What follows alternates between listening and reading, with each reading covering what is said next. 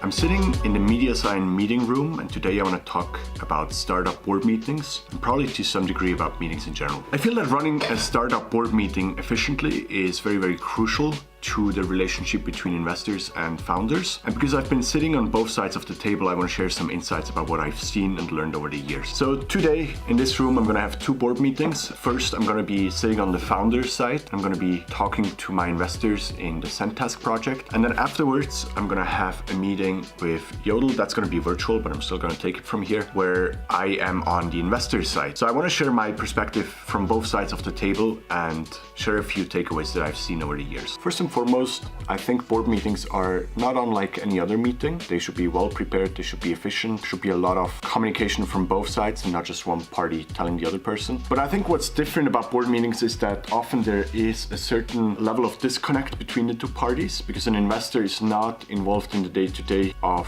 the operations of a certain business. And so for the founder, it's a special challenge to take a step back and assume the perspective of an investor. So before you will have your first board meeting, first you need to constitute your board. And ideally, you will have people on your board that can contribute value, are complementary to your skills, so they can give you a different perspective, you trust them, and their interests are aligned. Ideally, they're investors in your project, so you know that they have the same interests as you, bringing the project to fruition. Problems that I've seen in the past with board meetings is that founders tend to overthink them. So they spend a lot of time preparing nice slide decks with lots and lots of information that they don't even use during their day-to-day. They create statistics that they only look at for this board meeting, and because of that, having a board meeting becomes this very dreadful process, and that leads to less and less board meetings because founders don't want to take 2 days out of their busy schedule every couple months just to prepare board slides, and thus you have less and less meetings, which leads to a larger disconnect between the investor and the founder, and then at some point it will be hard to provide meaningful input as an investor if you're too disconnected from what's actually going on.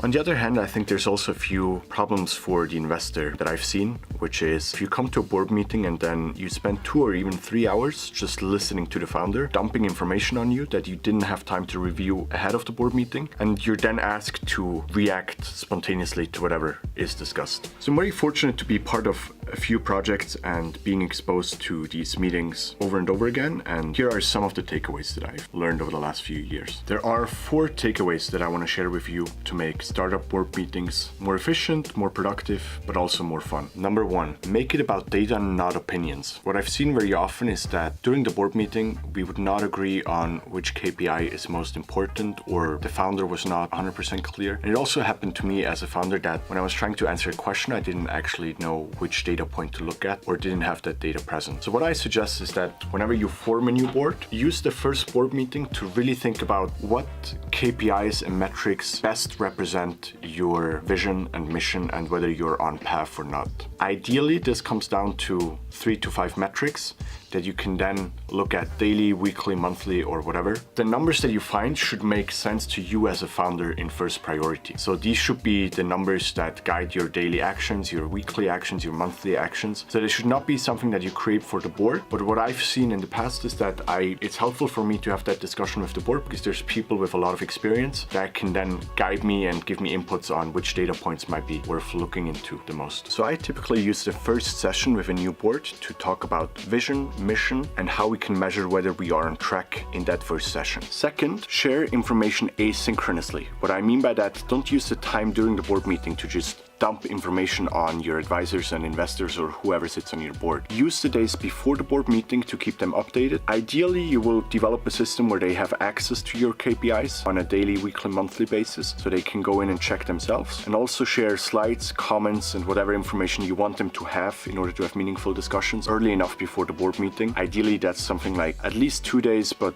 better 7 days before your board meeting. So when people come to your board meeting, you don't need to waste time with people reading slides or comments. You can spend the time having meaningful discussions. Number 3, have a dynamic structure to your board meetings. If there's nothing to say about HR, then don't make HR an item on your agenda. One format that I've used in the past and made very good experiences with is talking about highlights and lowlights. So from your perspective as a founder, talk about what were the highlights since the last board meeting. So what did go extremely well or outperformed, or was generally just something that made you feel good. And then also ask yourself, what were the lowlights? What did not go as planned? What made you feel bad? What didn't go the way you were expecting it to go? And then deep dive on those points. Concentrate on those points, because that's most probably what your investors are interested in. They're not interested to hear that things go just according to plan. They want to hear about the best part, where did you exceed, and they want to hear where they can help things that did not go as planned and where you might need some inputs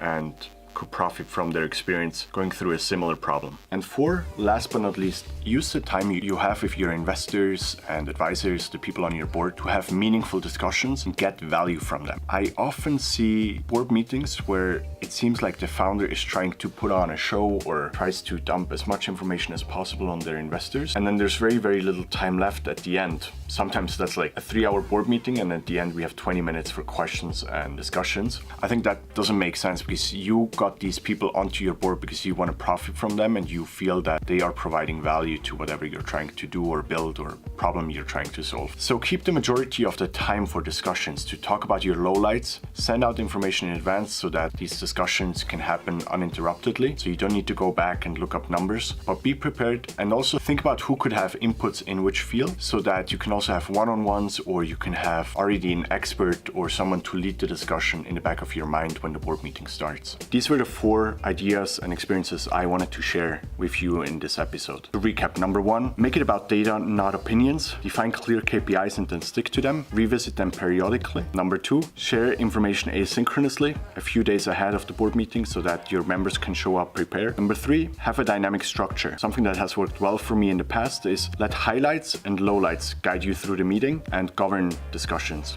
And number 4, use the time to have meaningful discussions and get value from your board members. Leverage their expertise in their field. Think about who could provide the most input to which topic, and then structure your board meeting around that. And with that, I gotta go now because I have a board meeting starting in about 30 minutes.